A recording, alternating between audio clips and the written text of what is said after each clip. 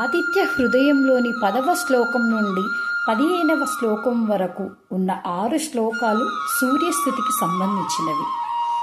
అందులోని 10వ శ్లోకం దాని యొక్క భావాన్ని కూడా వివరిస్తాను.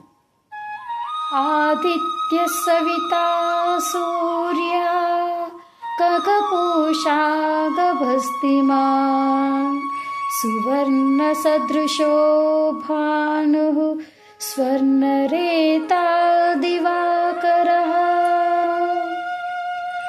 అదితిపుత్రుడు కావున ఇతడు ఆదిత్యుడు అనబడుచున్నాడు. సర్వస్వం ప్రసవింపజేయువాడు కావున సవిత అని పిలువబడుచున్నాడు. ఎవ్వరూ చొరరాని మూలలకు కూడా సూర్యకిరణాలు చొచ్చుకొని పోతాయి కావున సూర్యనామము ఇతనికి తగినది. గగన సంచారి కావున గగనామధేయం అతనికి చెందుతుంది.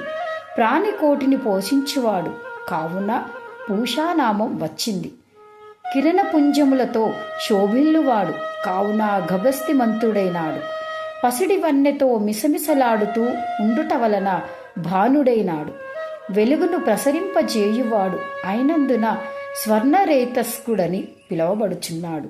చీకటిని పారద్రోలి పగటిని కలగజేయువాడు కావున దివాకరుడు.